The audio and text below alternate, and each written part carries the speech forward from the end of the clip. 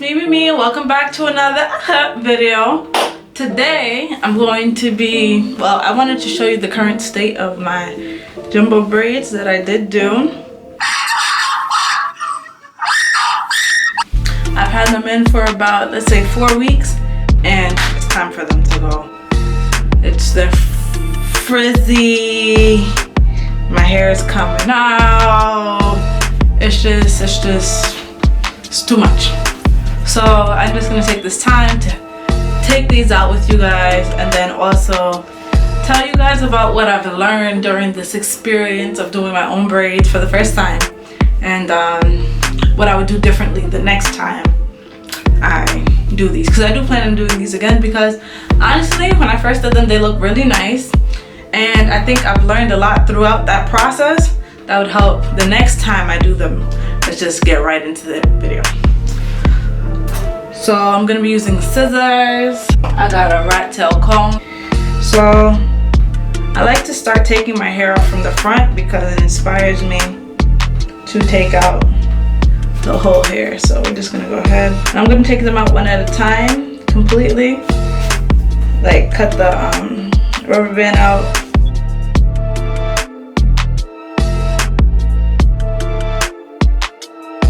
This is what my hair is looking like.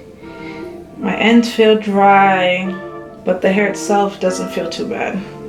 So as you can see, I did use an elastic band. So how I'm gonna go about doing that is I'm gonna pull it, snap it, and I'm just gonna unravel it. You know?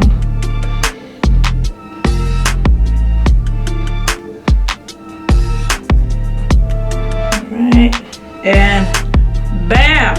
I'm just gonna go ahead, open this up a little bit, and that is the first one.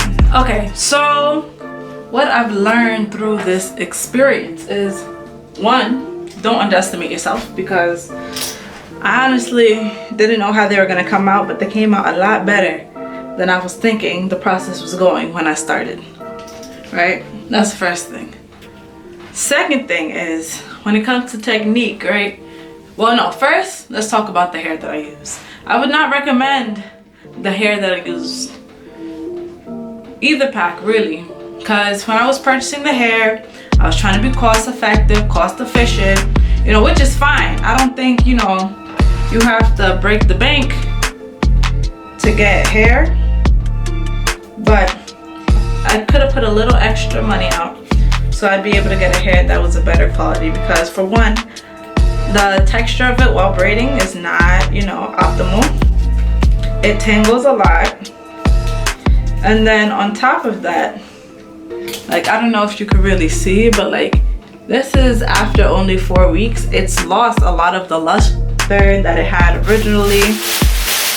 And it just looks dry and dull. And I'm neither dry nor dull, so there's no reason for my hair to look that way either.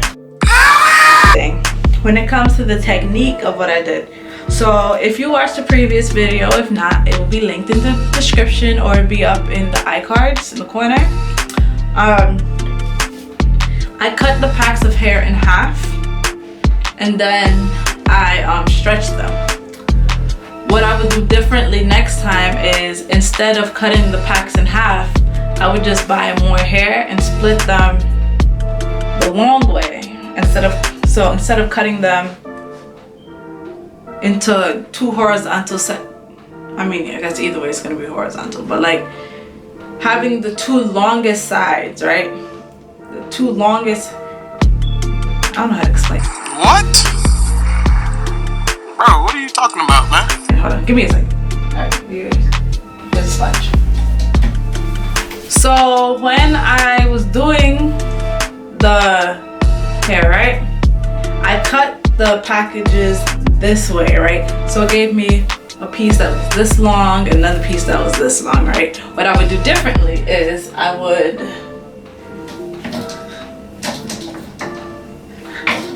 instead of splitting it this way, I would split it this way. So the hair would still be just as long, but it'd be thinner. But if I use more hair, it would just be the same thickness that I originally had this time, right? needed a lot of visual cues, but it's fine. All right, so the reason why I would do that is because I think that's part of the reason why I have so much fraying of the hair, because I have seen people do that when they braid my hair, but after, you know, I had the hair in for about a week or two, I was wondering why it's so frayed. I was like, you know, that's probably it, because they did come out. So that's another thing I would do differently. So right now we have the hair itself. See, that's another one. And my technique. Another thing I would do differently is, I think I said I had about, what, 26 braids on my head or something along those lines. I would do more braids actually, because like I was mentioning in the video previously, I do have a lot of hair, and I think the amount of braids I did, and hold on, let me show you something. This braid has been being held by a bobby pin because it slipped off, and I was like, you know what, honestly, I just can't be bothered. You see that? It's a problem. That's not the hair's fault, that's probably my technique's fault. But this braid is actually still, you know, pretty decent shape. It's just so frizzy and dry looking and dusty, and like I said, I'm not dusty or dry, so there's no reason for me to have that. Yeah, I don't think that the elastic band is ripping my hair out or anything like that. I don't see my hair coming out in huge clumps. I mean, I do expect to see shedding, especially after I detangle my hair when I finish, but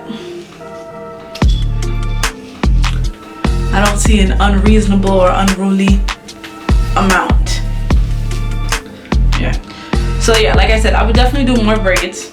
The braids were too big, and I feel like I didn't get to really enjoy the capabilities of what could have been done because I had so much hair in certain braids. So most of it was me trying to force my hair to stick inside the braid so it can blend, and I think I still did a pretty decent job, but it wasn't the best job for it to last. Given this hairstyle did last, my plan was to have them in for about 3 weeks, and this is about week 4, so I did have them in definitely about a week too long, because honestly this week they really started clocking out. Oh, side note, something I do want to mention: when you have your hair in braids or any protective styles, whether it's like, you know, a weave or you keep it under a wig or whatever, because I am about that wig life, it's very important to keep your hair moisturized underneath. It's very important to treat your hair underneath.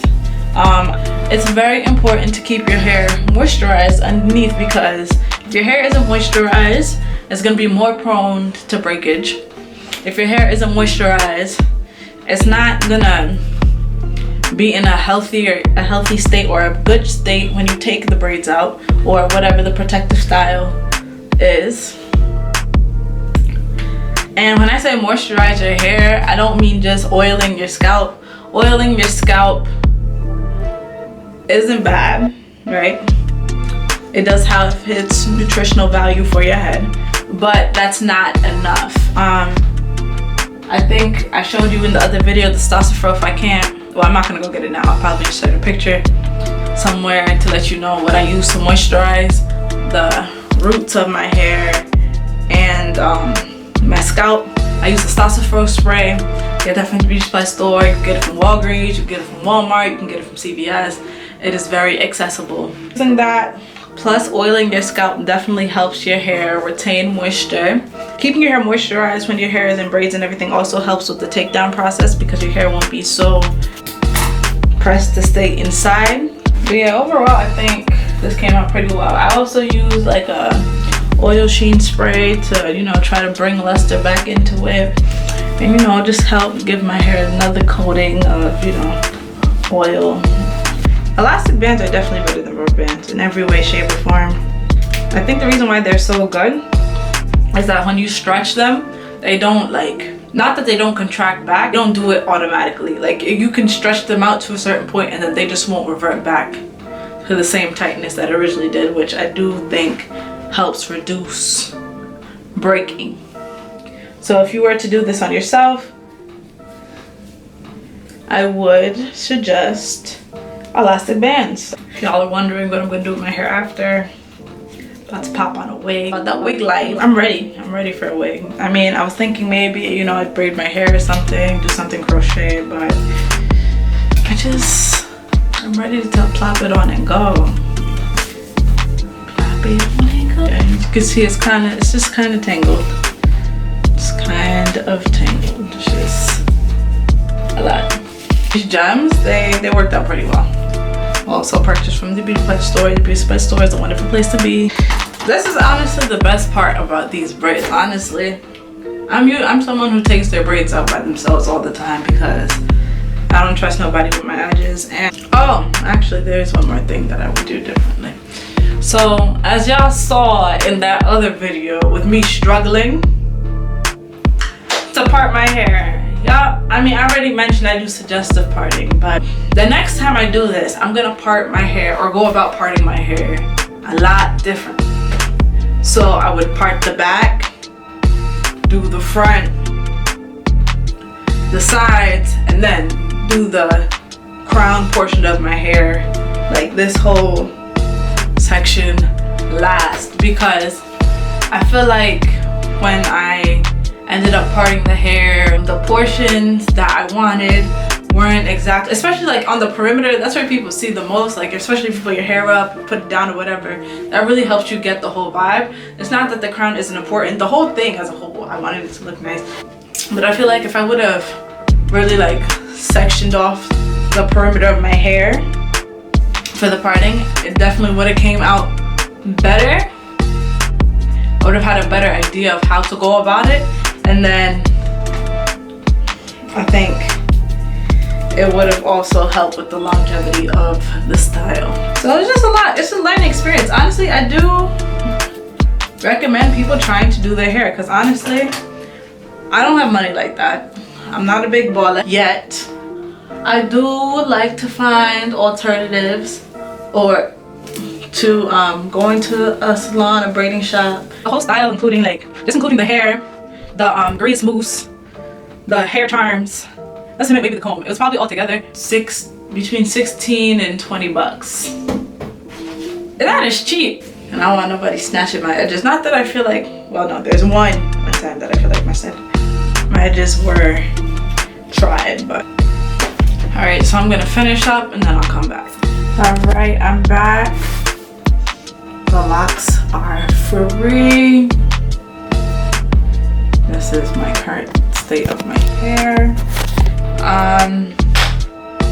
Yeah, so basically I'm just going to put with this African Pride Moisture Miracle Aloe Coconut Water Detangling and Conditioning Pre-Poo.